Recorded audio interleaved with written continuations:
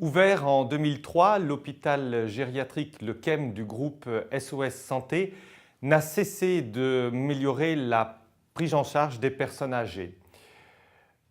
Souvent, on me pose la question, c'est une maison de retraite ou c'est un hôpital? En fait, c'est les deux à la fois. C'est surtout un centre d'excellence et d'expertise dans la prise en charge des personnes âgées.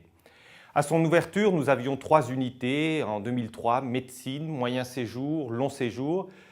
Aujourd'hui, nous avons 11 unités au sein de 2 filières de soins, la filière gériatrique pour le somatique et la filière psychogériatrique pour le psychique et la maladie d'Alzheimer.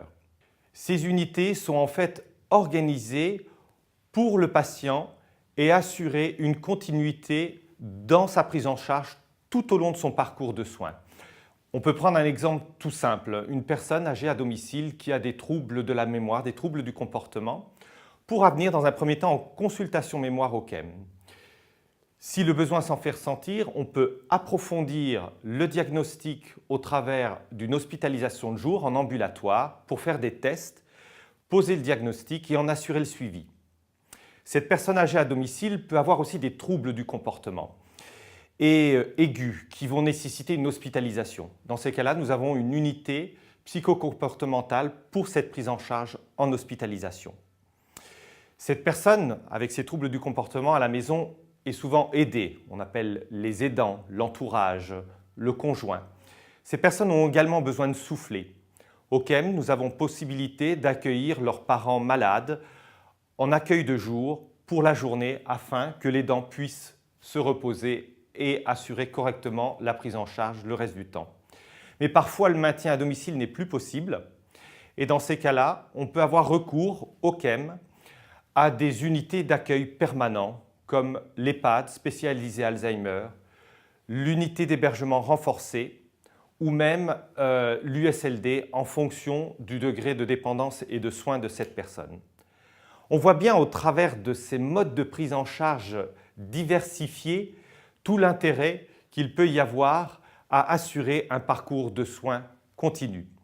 Et ces modes de prise en charge relèvent aussi bien du champ sanitaire que du champ médico-social. C'est là aussi la force du Chem de pouvoir décloisonner les pratiques professionnelles, mais toujours dans l'intérêt du patient et de la personne accueillie.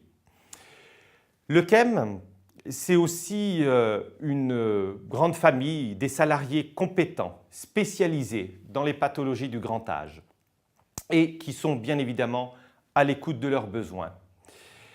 Au Chem, on a le souci de prendre en charge la personne dans sa globalité, avec ses problèmes de santé, ses problèmes de dépendance et de vie sociale.